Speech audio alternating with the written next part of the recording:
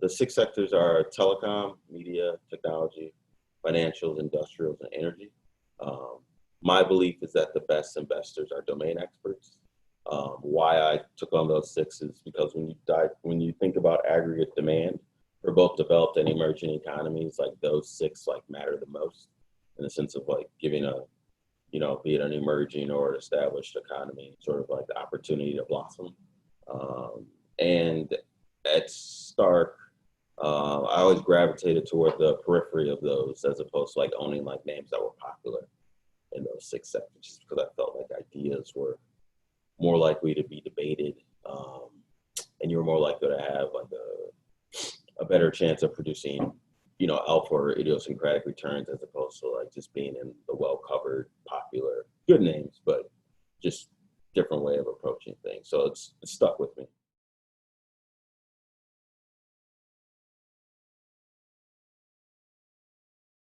For us, valuation's always been like about a continuum as opposed to a point in time. We typically look forward, and I think like, um, if you look at our shorts, like you'll see the way we constructed them. It's basically like we've sold cost to buy puts through what we believe will be a fundamental event. If those puts get monetized, it'll ultimately become like a single name short.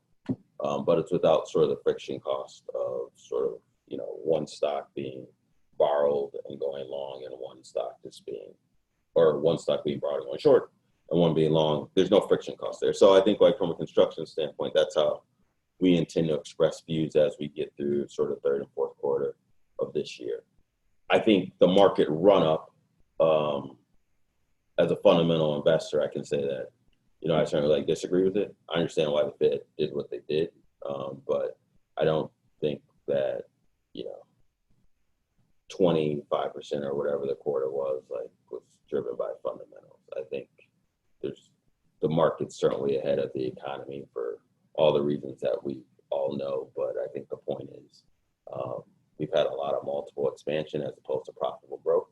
And I think the market has sort of, I think in certain sectors, there's pockets of stress that are sort of building up that, will cause like complications.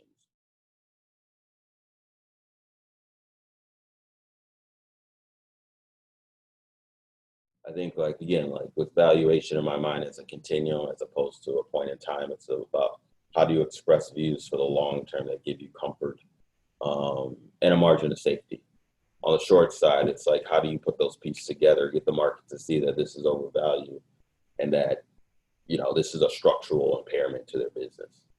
So like, for instance, like Shell taking a $22 billion charge yesterday isn't helpful, to their end markets or to encouraging like, like CapEx spending. If anything, it's the opposite. You don't wake up in the morning and take that charge feeling good about your outlook, is my view. So I think like for some oil field services companies to be trading at, 20 times earnings, like it's pretty ridiculous.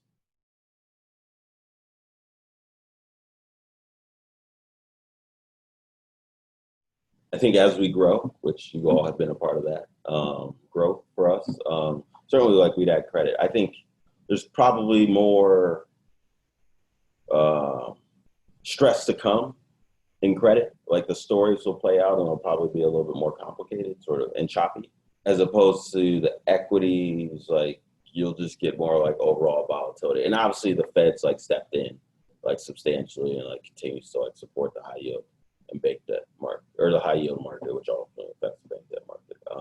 So I think from a relative standpoint, I think in certain sectors, like you could certainly, there's certainly like some opportunities, probably like in industrials, certainly in energy, assuming like you have a risk appetite for it,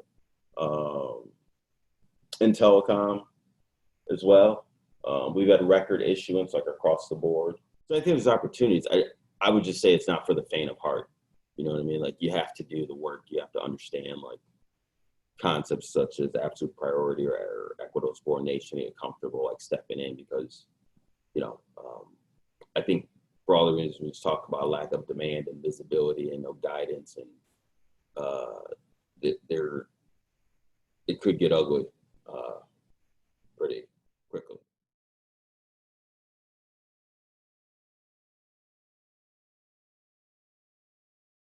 even as we built like our business and sort of gone after like, different LPs, like it's all been about like, do they believe in meritocracy? Will they speak up and challenge everything? Can I learn from them? Are they going to make us better? And I think like in building a business, like those were the people I gravitated towards. And I think I was fortunate to find people that challenged everything and expected me to speak up, write things down. And even when I fell, expected me to get up.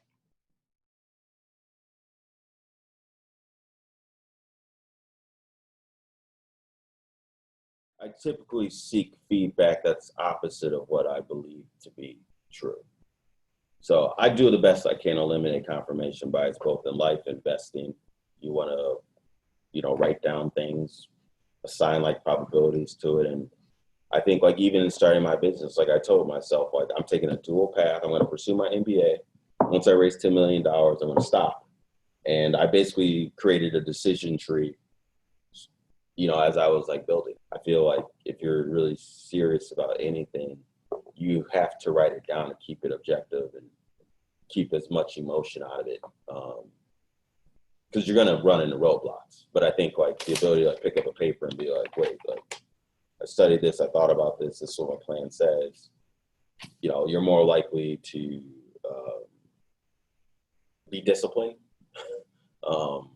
and less likely to be emotional, I feel. And also, I would say, like people oftentimes focus on like what can go right, like really study like the failures. Like when I was doing my feasibility and sort of like, could I build this, and we're still building it. But a lot of it was like, let me study the firms that have failed. What are the reasons they failed? Was it operations? Was it investments? Was it both? Who are the vendors? These were all things that, I could study in real time before I sort of decided that to take my shot. So I think like the level of preparedness is something that experiencers really can't like, there's no like substitute for it, like doing the work yourself.